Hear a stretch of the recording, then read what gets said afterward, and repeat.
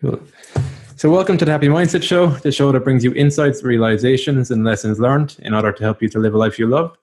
Today's episode is episode number 25, and today's episode title is Seduced by Consciousness. So today I'm joined by Dr. Jack Pransky. Jack is a Three Principles coach, an author, and a facilitator. His books include Seduced by Consciousness, Modello, and Somebody Should Have Told Us. In his works, he uses his understanding of the three principles to help people come unstuck and to tap into the deep reservoirs of limitless potential that lie within. So thanks for joining us today, Jack. It's my pleasure. Thank you, Dennis, for having me here. Number 25, huh? That's... yeah, still going strong. Yeah. Cool. Yeah, thanks, Jack. I guess my first question for you would be, what is your current understanding of the three principles? And for anybody who isn't familiar with them, could you just articulate what it means to you, the three principles? in a few seconds, huh? Well, all right. I see the three principles as just facts about the way our life experience works, like how our life experience comes to be. So one fact is that there's this energy behind all of life, including us. It's formless spiritual energy, and it is what brings us life. So it's like this life force within us, and there's nothing we can do about it. It's just there, and we call it universal mind because it also seems to have an intelligence attached to it. So, and we are this little part of it that's connected to all the energy behind all life. So we're all part of this. And then we have been given these two gifts on top of that allow us to have life experience. So we have this power of consciousness, which allows us to have an experience of life here.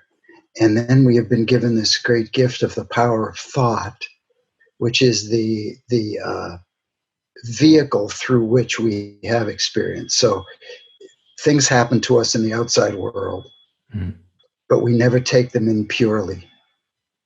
There's never a direct link between whatever happens in the outside world and our experience. It always gets filtered through something that creates it.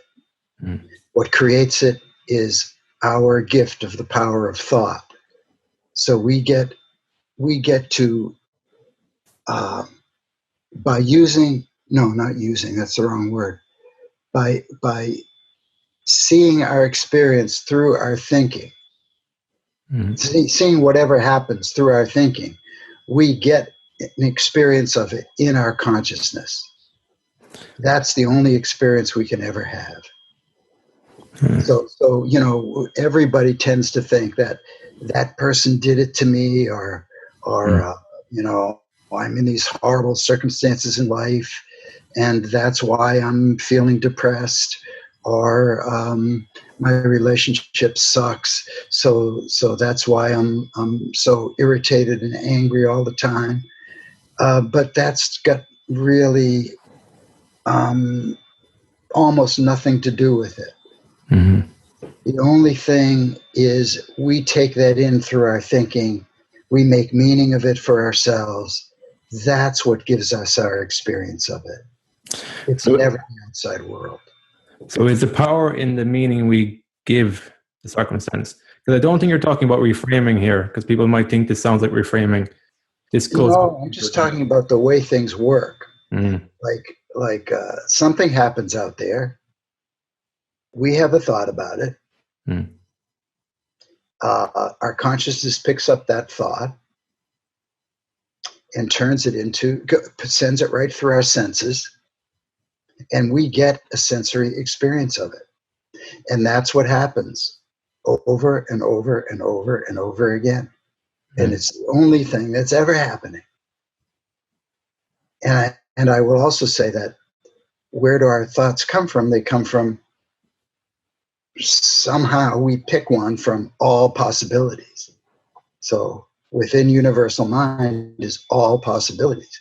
And we pick, not on purpose, but we pick anger, or we pick irritation, or we pick depression, or we pick happiness, or we pick peace, or we pick love, or we pick compassion, or we pick annoyance, so it's like, this is what we are creating with our own use of the power of thought. Mm. So how do we increase our awareness in the moment to see the possibilities that exist? To see, are you talking about when I was talking about all possibilities? Yeah, like say, for example, you're in a situation and you're feeling angry, but in the moment you don't realize there's other possibilities. How do you start catching on to those other possibilities within that moment? Well, first, it's a question of seeing it outside of that moment, Mm. like really being attuned to realizing there are infinite levels of consciousness built into each situation. So we could walk around in life and begin to see all possibilities of levels of consciousness, like for example, so I'll tell a little story. Like, so I had my love partner up visiting me, and she had to get back because her kids were flying in from California to her state in Virginia, and she had to be back there in time to get them.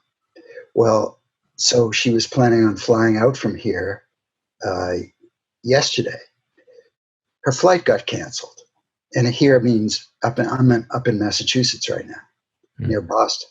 So her flight got canceled, and she was going to miss her connection in Philadelphia because it was supposed to be really bad weather there. So, what were we going to do? And the airline put her on a flight the next day. Well, she couldn't take a flight the next day because her kids would have been there and she wouldn't have been there to get them.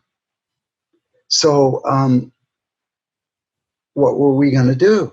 The best the airline could do was get her on a flight that would get her there extremely late last night. And she wouldn't have had time to get herself together or anything. And what if that flight got canceled? Mm. So that's the situation, right? Mm-hmm. So it looked like it was a very disturbing situation. And then the thought came to me, I could drive her. We're talking about a 12-hour drive at best.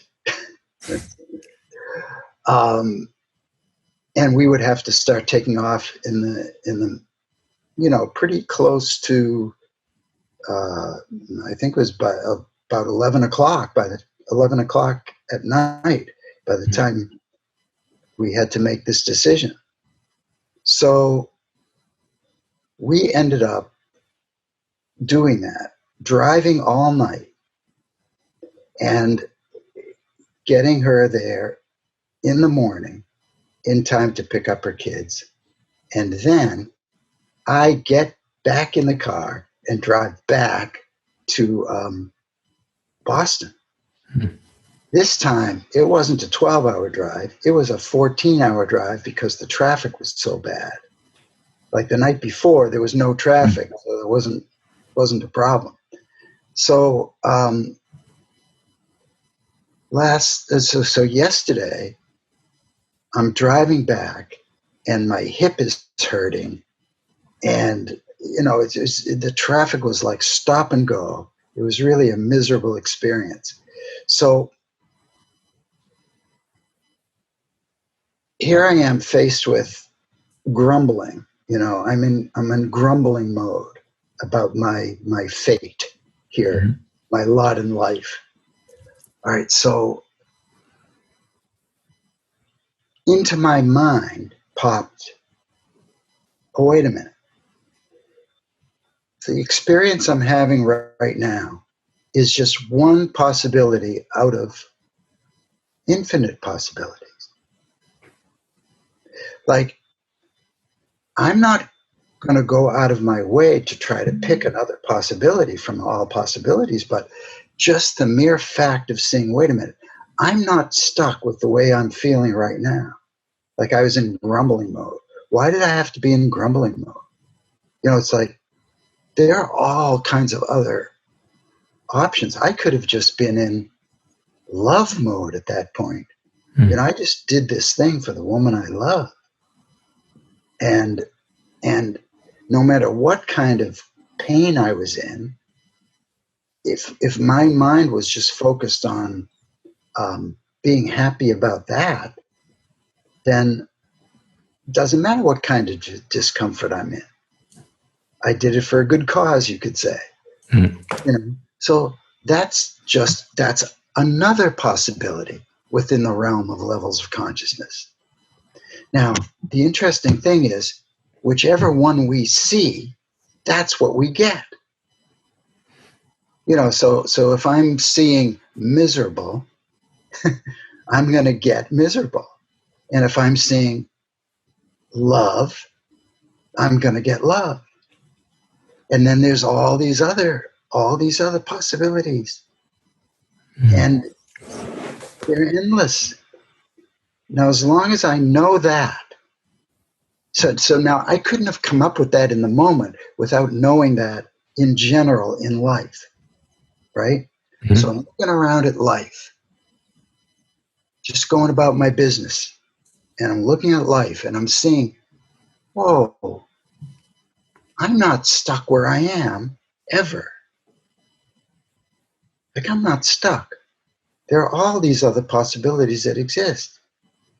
So then when a situation comes up like last night, I'm in the position, I mean, I'll grumble for a while about it, and then I'll realize, oh, wait a minute.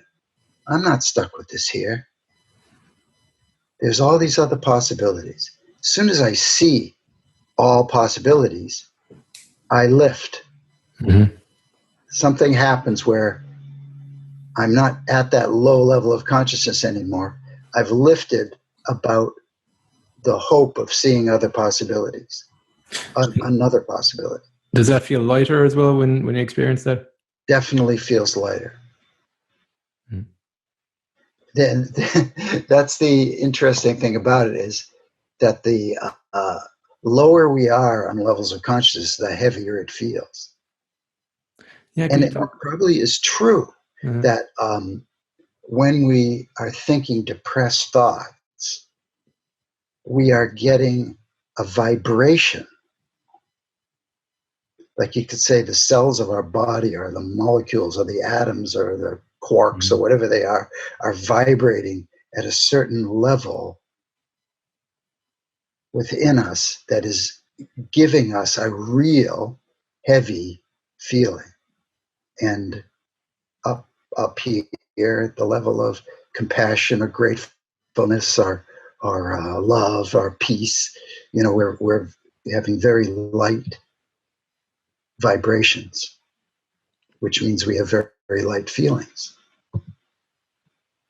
Actually, because you mentioned we don't have to do anything to be in a state of peace, love, and joy.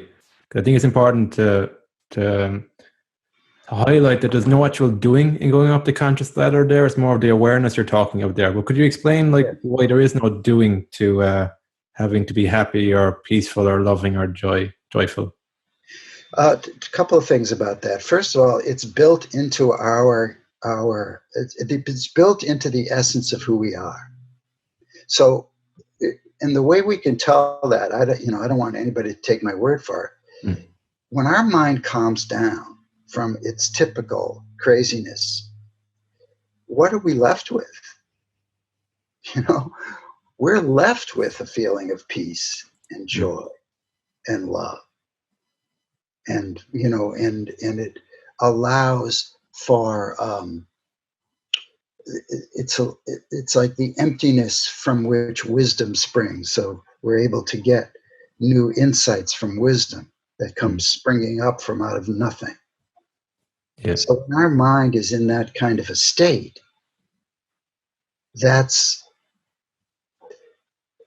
it's a question more of getting the other stuff out of the way, or not allowing the other stuff to kind of keep it down. Like that metaphor of like holding the beach ball underwater. Yeah. The joy, happiness, peace, love is always trying to come up to the surface because it never went anywhere in the first place. And it's only our hands keeping the beach ball down underwater. But as soon as our hands let go, the beach ball pops up automatically. And that's the same thing as our thoughts keeping that other stuff down. Take those thoughts away, even for a second, and the other stuff just pops up naturally. So there's no trying to get there. It's there. It's there already, and we're just in its way. Yeah. And the other thing about that is that trying to get to happiness, say, or trying to get to peace, actually interferes with getting there because we're in trying mode. So we get a feeling of trying. Yeah, it's exactly right. That's the feeling we get, trying. And trying is not joy and happiness and peace and love. Trying is trying. So that's the feeling that we get. We're trying. Could you talk more about the thought-feeling connection? I think that's quite important. Well, yeah, I mean, it's basically what I was saying before. Consciousness sends our thinking through our senses. So, I'm here at this place called Nantasket Beach. Have been at this house where my family has had this house on the beach here as a summer cottage for as long as since before I was born. It was the first place I was taken to from the hospital, so I've been here for a really long time, and I visited every year. So you're walking down on the beach, and it's like, without a busy mind, I am actually getting like my thoughts are one with the sight of the ocean, just taken by it. The sound of the waves, feeling the wind on my skin, smelling the salt air. You can almost taste it. Those are the five senses. If my thoughts are one with the moment, I am taking all those things in as purely as possible. It can never be totally purely, but as purely as possible. So then I might get a thought of, let's say, a thought of insecurity pops into my mind. Suddenly, my senses are leaving the feeling of the ocean and the sand and the salt air and all that other stuff, and they're following my thinking. So I'm getting a sensory experience, a feeling of what I'm thinking of. And I forget that I'm down the beach at all. I'm just caught in my head, and I'm feeling it. That's the power of thought and consciousness. And that's what really gets us. And when we realize that, but for our thinking, it would be there automatically, and that we can only get in our own way, then the question becomes, how much do we want to allow ourselves to get in our own way? Like, once you see that, does it make any sense to get in our own way like that? You know, we'll all get caught in a moment. Like, we'll just get caught and be taken away, just like I was grumbling in the traffic. You know, we'll get caught in a moment, but then it's like, oh, wait a minute. Is this the kind of experience that I want to be having in life right now? It doesn't make any sense, because I'm the one that gets to live with it. I think that is where the power is. Like, I think like the mind has a tendency to associate things with certain things. Like, when you can see that the beach isn't giving you the feeling, that principle means that I can have that feeling everywhere, like you said there. But I guess actually my question is, why is intellectually understanding this different to actually experiencing it? Well, to me, that's very simple, because I happen to have this thought that intellectual understanding means absolutely nothing. And so, like, if I'm trying to explain how the three principles work through my intellect, if I only have an intellectual understanding of it, it's going to have zero impact on somebody else. If I had an intellectual understanding that of say how levels of consciousness work, it wouldn't do me any good, because it doesn't mean anything. The intellect is not where the juice of life is.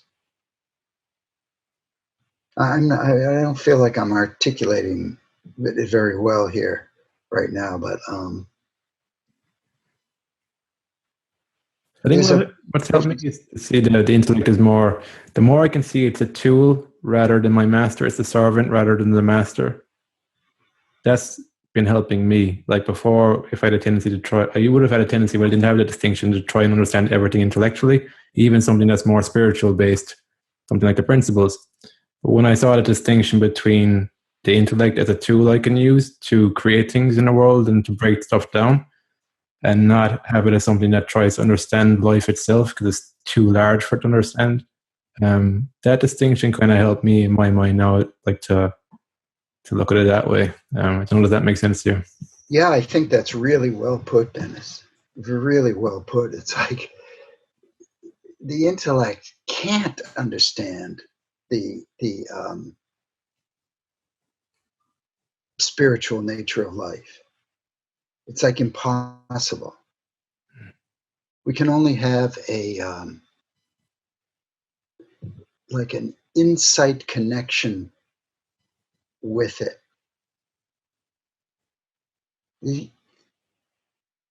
It just kind of has the intellect has a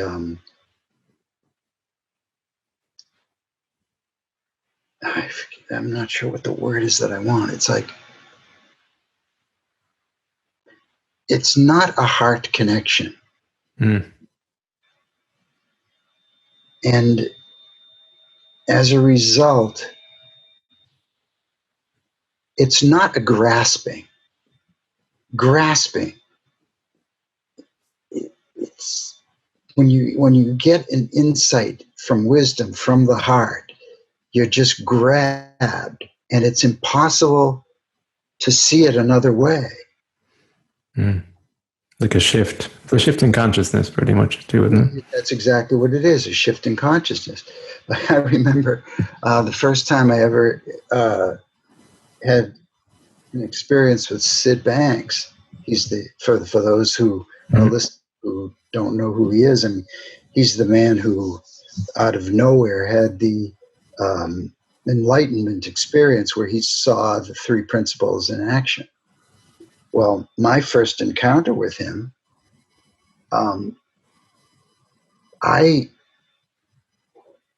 he, like the way he was talking, I don't even know what he said, but all of a sudden, I just got hit by this enormous feeling of, it was almost like a whoosh. I don't know how to describe it, that I knew, it was two things actually. There's a lot more that's going on here than I can even begin to comprehend. Like whatever I have been seeing in this life is just the teensiest little piece of what's going on. And the other thing I saw was, I knew that he was speaking truth. Truth. I knew that he knew. And that was all I knew. And that was enough to shift me into a different realm of I guess you could call it possibility for life at that time. Going about my business the way I was going about my business, life was a very narrow thing. And then suddenly all possibilities were opened up. Now I heard that, I saw that way, way, way below my intellect. My intellect couldn't have come up with that in a million years. It's just something we get taken by. And everybody has insights. Having an insight about the nature of life or the nature of how our life experience works, that's like a whole other level.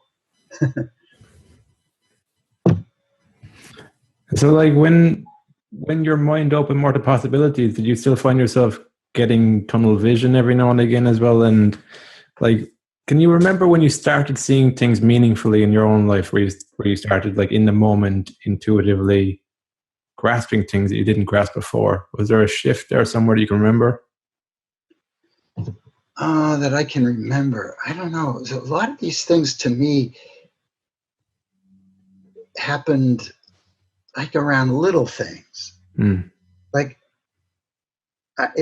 for me, I mean, I didn't have ever a big monster epiphany. It was more like, are you from Scotland? Or no, from Dublin, or from Ireland. I'm from Kerry originally. Okay. Yeah. So yeah, I had this experience when I was driving in England. Actually, my most challenging driving experience ever was driving in Western Ireland. I can imagine, yeah. Not only I don't want to diverge too much, but not only am I driving on the wrong side of the road, not only is the steering wheel on the wrong side of the car, but I'm supposed to be able to judge how close I am to the edge. And there's stone walls at the edge. And the roads are really narrow. And when a car comes by at you in the other direction, you're supposed to be able to get over but not hit the stone wall, because stone walls are very unforgiving. Yeah. So I get back from that experience back to the US. So now I'm driving on the right side of the road. And I find myself, no, this happened actually when I was over there. So, of course, my tendency is to go right. So let's say in life, tendency is to go right for me. And all of a sudden, I get this thought, wait a minute, I'm going right, but that's not right, And so that just comes into your mind. So then you go left. And then you get to a point where you start to see yourself go right and you go left before you have that opportunity. And then it gets to a point where it just becomes part of you and you go right naturally. And that's when I got back and the whole thing got messed up again. And so I nearly killed myself again, you know.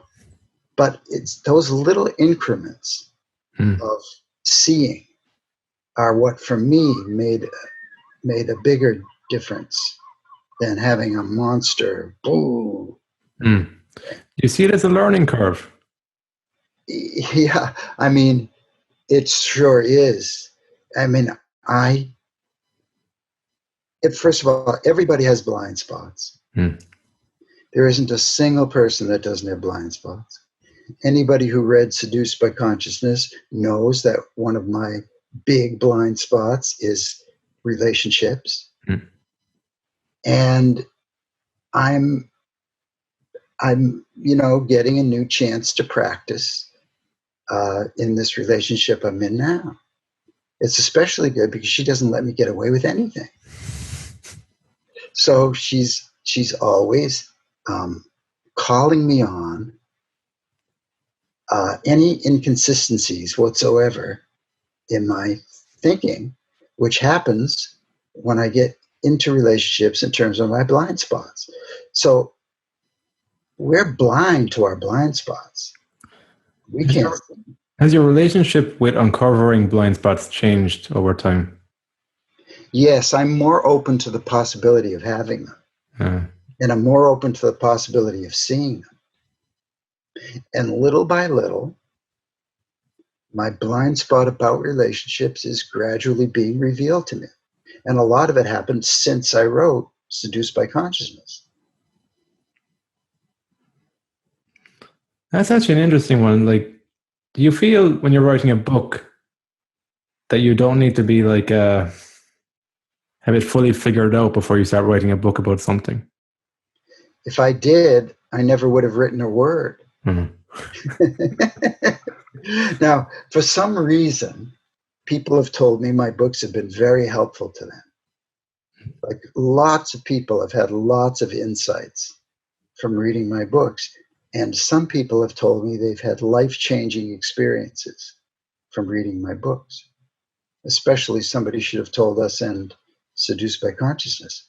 Now, I'm very baffled by that, really, because I don't think it's me. And I don't think it's my words on the page. But for some reason,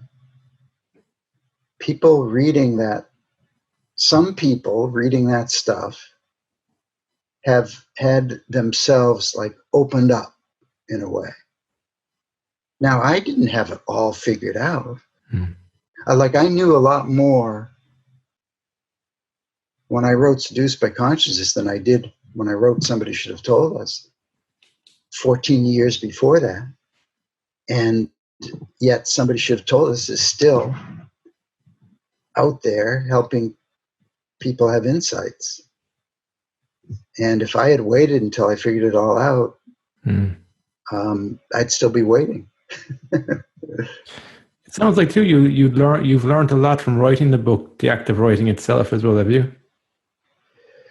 Well, yeah, I mean, no, that's absolutely true. When you write a book, it kind of puts you on the line. It puts what you know on the line. Like, you can't. It's not even like writing.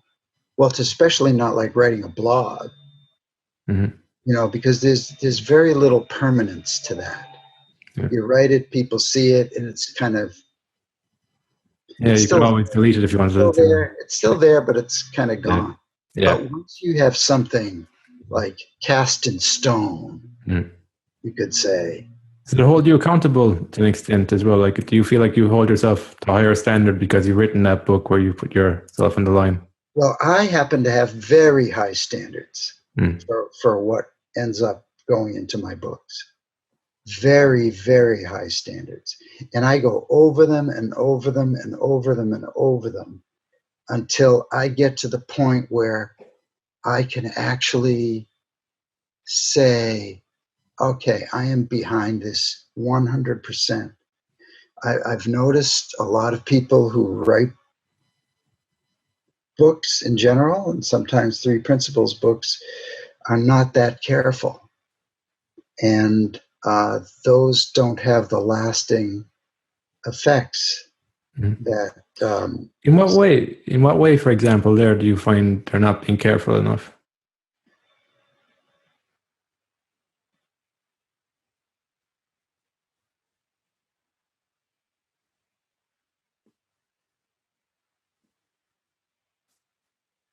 By saying things from the intellect and not from their heart. Okay. I'm not saying all. I'm not Yeah. saying all the books. But there were some great three principles books out there that I didn't write. But you can tell there's a difference when people are truly feeling it, and when they're in their intellect and writing from that. Yeah, that's a strange phenomenon that you can even get that from reading a book. You can get that feeling, you can get that sense of whether it's coming from the heart or whether it's coming from the intellect itself only.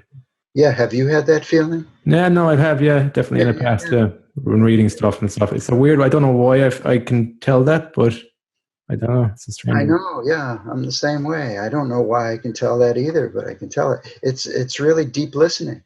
It's deep listening to what we're reading. Yeah, what the author's really saying. Well, I guess what I'm picking up on what he's really saying, Yeah. I mean, so I wrote Somebody Should Have Told Us about 14 years ago, and I can read it now. In fact, I just recently had to read it because it's going to be coming out very soon as an audiobook. Yeah. And I realized I'm still behind all of it. Even though I have a deeper understanding now, I'm still behind it. And that comes from being just not letting myself get away with anything. Yeah. How do you find a balance between not letting yourself get away with things and not venturing too far into beating yourself up? How do you find a balance? Well, because that's a totally different thought. Okay. Beating oneself up is the thought that doesn't do any good. Not letting myself get away with anything in terms of, wait a minute, is this really true? Is this really true? And asking myself that question over and over and over again. Is it more from a place of compassion that you're asking those questions as well, or? I'm not sure. It's either true or not, And is it really true? Is a question for me that I like to ask not only in my writing, but also just as I'm going about my business in life. Like if I'm stuck on something. Like I was just talking to somebody recently who said that she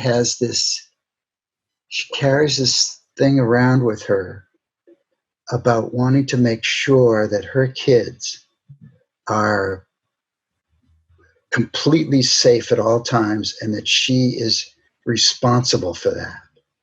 And so she lives in a very fearful feeling that she's not doing everything just exactly right so her kids will be totally safe and protected. Well, this is where is it really true comes in.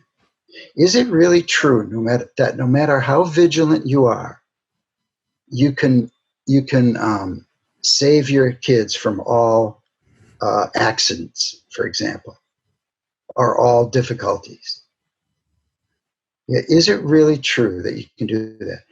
Now, common sense would say we need to set up a safe environment.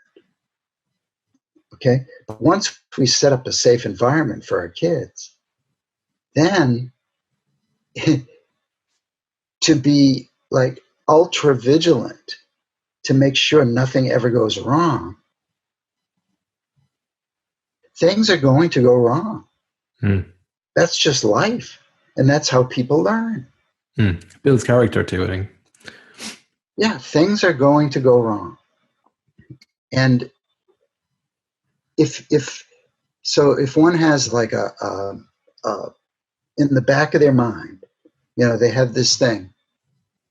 No matter what happens to my kids, it's going to be a great learning experience, short of death. Yeah. Or you have in the back of your mind, I've got to make sure that everything is right so nothing ever bad will happen to them. Mm-hmm. It's a completely different stance, you could say, to live from about our kids in relationship to their environment. And which one is healthier for me as a parent? Is it healthy for me to live in fear all the time? Or is it healthier for me to live in whatever happens will be a learning experience? That's a good question. Yeah. An element of giving up control too in those two outlooks in life, I think. Have you gone through a learning curve yourself of giving up control? Or the illusion of control, I guess? Yeah.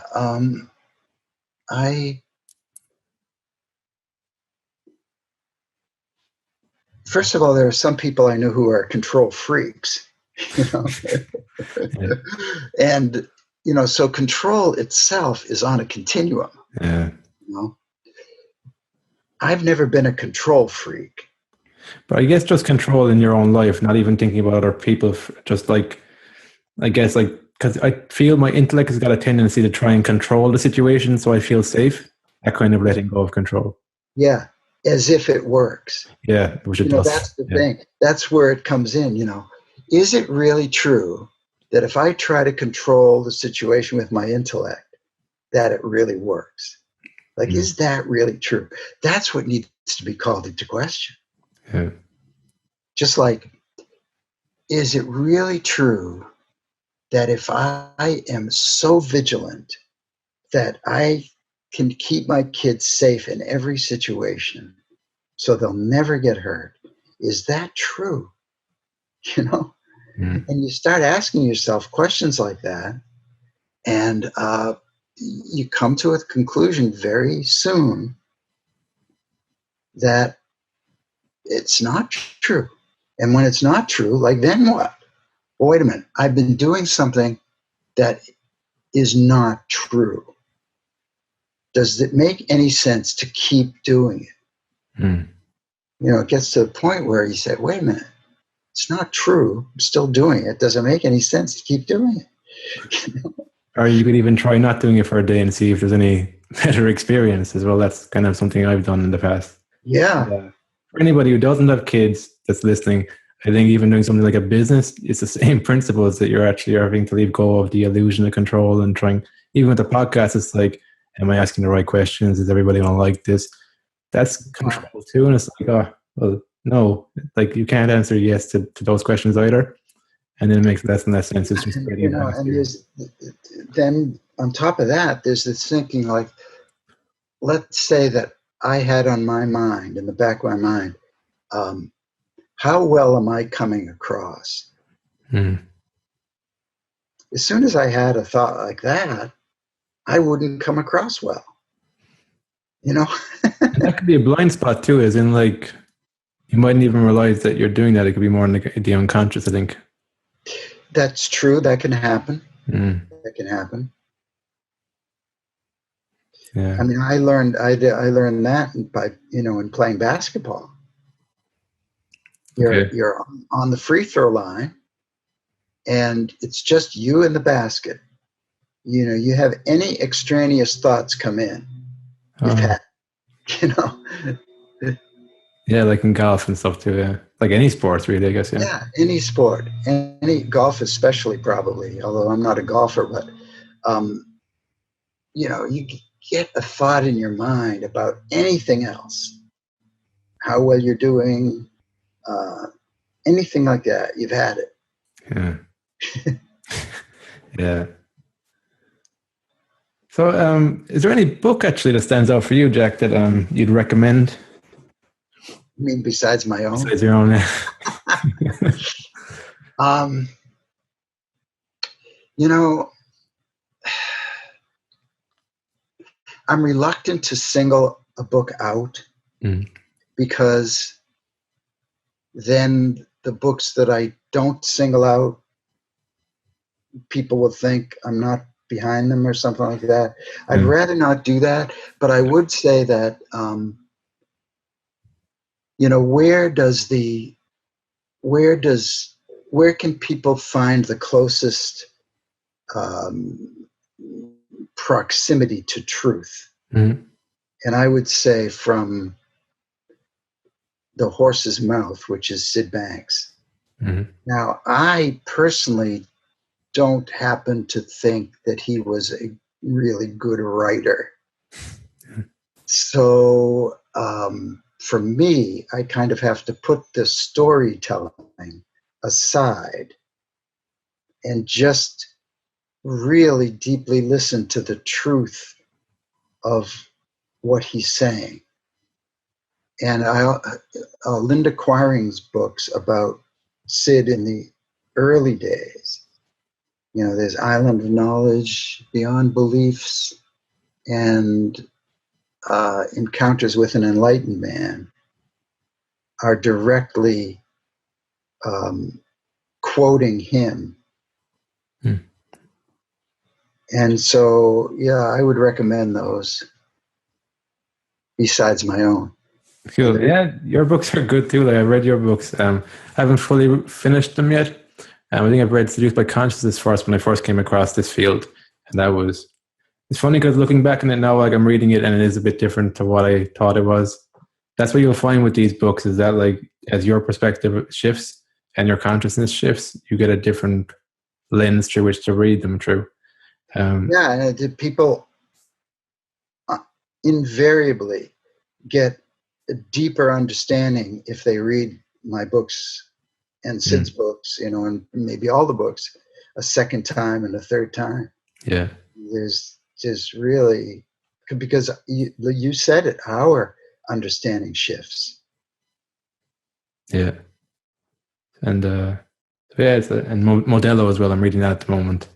Yeah, Modello is, I mean, for people who don't know about Modello, it's a story of how Roger Mills, who is one of the early founders of this stuff, went into this couple of low-income inner-city housing projects and that were horrible places, and just completely turned them around through this inside-out understanding of the three principles. And it's a fascinating story, and it's what got me. I would not have been interested in the three principles if it weren't for that, if it weren't for what he accomplished there. So I owe him a debt of gratitude, for sure. And it's a good book. I think I'm halfway through that, and it's he talks about backing into the principles, which I think is quite a useful insight. It seemed like he went in there, listened, see what he could do, get the trust of people, and help them to actually help themselves. That's what I'm getting from it. That is a lesson for us all. Yeah. No matter who we're talking with the three principles about, no matter whether we go into a business, whether we go into a community organization like that, whether we go into education, whether we talk to somebody one-on-one as a coach or a counselor or a therapist, it's always the same process that works. It's being in our health first. It's being with other people so that their minds calm down and relax the grip on their current thinking. It's always deeply listening to them. All that first before we ever open our mouths about the three principles. Because if we open our mouths about the three principles too soon, it's just going to fall on deaf ears if those other things are not in place. Yeah. And it's also a knowing that the only thing that can ever make a difference for people is their own insights. no matter how eloquent we are in describing the three principles, no matter how articulate we are, people are either going to get an insight or they're not. And that's the only thing that ever makes a difference. So I feel quite humble as a teacher, as a coach, as a writer, because I know it's not me. Yeah. It takes the pressure off. It does. Absolutely. Yeah. Cool. Thanks, Jack. That's wonderful. Thanks for shedding light on this conversation. It's quite it's a topic that's quite it's hard to articulate sometimes, but I think you did a great job in articulating what you've seen for yourself and for your books and everything. So I recognize you for that. So thanks, Jack. Well, I hope it was useful for people in some small way. And it's really a pleasure talking with you. So yeah, you too, Jack. Okay, so, until next time, have fun and enjoy the process. Okay, thanks.